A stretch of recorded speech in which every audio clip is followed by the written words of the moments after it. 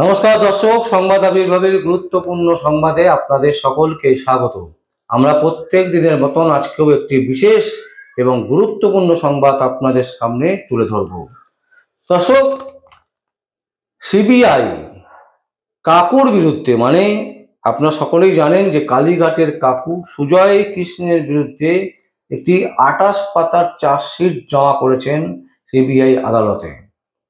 সেই চার্জশিটে দেখা যাচ্ছে যে তারা বলছেন, সিবিআই আধিকারিকরা বলছেন যে সেই চার্জশিটে লেখা আছে যে একটি অডিও ক্লিপ পাওয়া গেছে এবং সেই অডিও ক্লিপে শোনা যাচ্ছে কয়েকটি গলা এবং ঘন্টা খানেকের সেই অডিও ক্লিপ, যে অডিও ক্লিপে দেখা যাচ্ছে মানে শোনা যাচ্ছে যে চাকরি বিক্রির 15 কোটি টাকা চেয়েছিলেন অভিষেক ব্যানার্জি।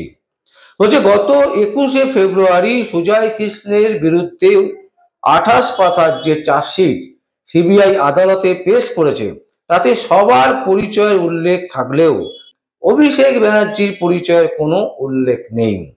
প্রাথমিকে বেআইনি নিয়োগের বক্তা হিসেবে কাকুর কাছে, মানে সুজয় কৃষ্ণ ভদ্র কালীঘাটের কাকুর কাছে 15 কোটি টাকা দাবি করেছিলেন অভিষেক ব্যানার্জি নামে কোনো এক ব্যক্তি। 21শে ফেব্রুয়ারি আদালতে সুজয় কৃষ্ণ ভদ্রের বিরুদ্ধে পেশ করা চার্জশিটে সিবিআই এই কথা জানিয়েছেন। বলছে তদন্তে নেমে সিবিআইয়ের হাতে একটি অডিও ক্লিপ এসেছে যাতে সুজয় কৃষ্ণ ভদ্র, কুন্তল ঘোষ, শান্তনু ব্যানার্জি এবং আরো দুজনের কণ্ঠস্বর রয়েছে। সেই অডিওতে অভিষেক ব্যানার্জি ছাড়াও শিক্ষামন্ত্রী পার্থ চ্যাটার্জি, প্রাথমিক শিক্ষা সংসদের সভাপতি মানিক ভট্টাচার্যের নামও রয়েছে। অথচ সবার পরিচয় দেওয়া হয়েছে, সবার পরিচয় নাম যখন পেয়েছে প্রত্যেকের পরিচয়ও কিন্তু একেবারে সাবমিট করা হয়েছে। অথচ সব থেকে টুইস্ট হচ্ছে সিবিআই আধিকারিকদের, যেটা হচ্ছে অভিষেক ব্যানার্জি কে সেই পরিচয় কিন্তু দেওয়া হয়নি এই 28 পাতার চার্জশিটে।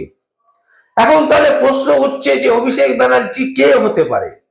অভিষেক ব্যানার্জি বাংলার একমাত্র নয়নের মণি মমতা ব্যানার্জির ভাইপো, যাকে যুবরাজ বলে সবাই চেনে, পিসির ভাইপো।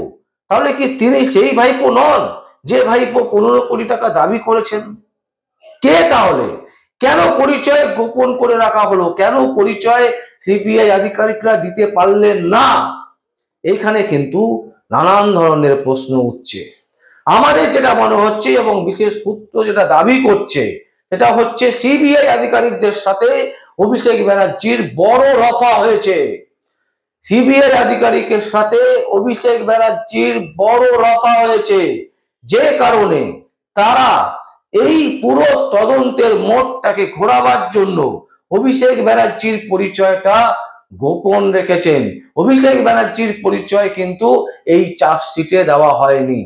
আর একটা জিনিস যে প্রশ্নটা মাথাচাড়া দিচ্ছে, যে মাত্র 15 কোটি টাকা কালীঘাটের কাকুর কাছ থেকে সুজয় কৃষ্ণ ভদ্র, যিনি হরপে সুজয় কৃষ্ণ ভদ্র কালীঘাটের কাকু, তার কাছ থেকে দাবি করবে অভিষেক ব্যানার্জি, তাও আবার শিক্ষা ক্ষেত্রে, এটা ঠিক গ্রহণযোগ্য? দর্শক, যেখানে কয়েক হাজার কোটি টাকা দুর্নীতি হয়েছে সেখানে মাত্র 15 কোটি টাকা দাবি করছেন কে?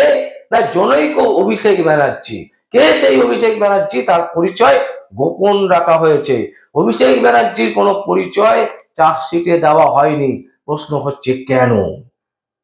সিবিআই এর সাথে অভিষেক ব্যানার্জির কত কোটি টাকার লেনদেন হয়েছে, যার জন্য এই পুরো মামলা থেকে অভিষেক ব্যানার্জিকে নিষ্কৃতি পাওয়ার জন্য, অভিষেক ব্যানার্জিকে ছাড় দেওয়ার জন্য, অভিষেক ব্যানার্জিকে ছেড়ে রাখার জন্য এই ধরনের একটা বৃহৎ জাল নেটওয়ার্ক তৈরি করা হচ্ছে, যেখানে একেবারে অডিও ক্লিপ ফোকাস করে দেওয়া হচ্ছে। অডিও ক্লিপ প্রকাশ করে বলা হচ্ছে দেখুন কার কার গলা, সবার গলার পরিচয় পাওয়া যাচ্ছে। অথচ একমাত্র অভিষেক ব্যানার্জির পরিচয় পাওয়া যাচ্ছে না। কেন? অভিষেক ব্যানার্জির মা কি তাহলে অন্য কেউ? তাহলে কে অভিষেক ব্যানার্জির মা? অভিষেক ব্যানার্জির বাবাই বা কে? এই প্রশ্ন কিন্তু উঠছে বিভিন্ন মহলে, যে অভিষেক ব্যানার্জির পরিচয় গোপন রাখার কারণ কি? অভিষেক ব্যানার্জির পরিচয় খুঁজে না পাওয়ার পেছনে কোন রহস্য কাজ করছে? এই ধরনের বিভিন্ন রকমের প্রশ্নের সম্মুখীন হতে হবে সিবিআই কে আদালতে। কারণ আদালতে সিবিআই কে স্পষ্ট জবাব দিতে হবে যে কোন অভিষেক ব্যানার্জির কথা তারা বলছেন। যে অডিও ক্লিপিং শুনেছে সিবিআই আধিকারিকরা, সেই অডিও ক্লিপে কি অভিষেক ব্যানার্জির গলা মেলানো গেল না? কেন গেল না? যদি না মেলানো থাকে তাহলে কেন মেলানো গেল না? এই প্রশ্ন কিন্তু বারবার করে উঠবে সিবিআই আধিকারিকের দিকে। প্রশ্ন হচ্ছে, আমরা সাদাকে সাদা, কালোকে কালো বলতে ভয় পাই না। কারণ আমাদের যেটা একটি বিশেষ সূত্র দাবি করছে যে কয়েক কোটি টাকার রফা হয়েছে সিবিআই আধিকারিকদের সাথে অভিষেক ব্যানার্জি। একদম স্পষ্ট বলা হচ্ছে মমতা ব্যানার্জির ভাইপো অভিষেক ব্যানার্জি, তার সাথে রফা হয়েছে, তাকে বাঁচাতে হবে, তাকে যেভাবেই হোক রেহাই দিতে হবে শিক্ষা ক্ষেত্রে যে দুর্নীতি হয়েছে সেই দুর্নীতি থেকে। তাই এই ধরনের একটা চার্জশিট জমা করা হয়েছে, যে চার্জশিটে অভিষেক ব্যানার্জির পরিচয় গোপন রাখা হয়েছে বলা যেতে পারে, অথবা ইচ্ছাকৃতভাবে দেয়নি, অথবা দিতে চাইছে না সিবিআই। প্রশ্ন হচ্ছে কেন?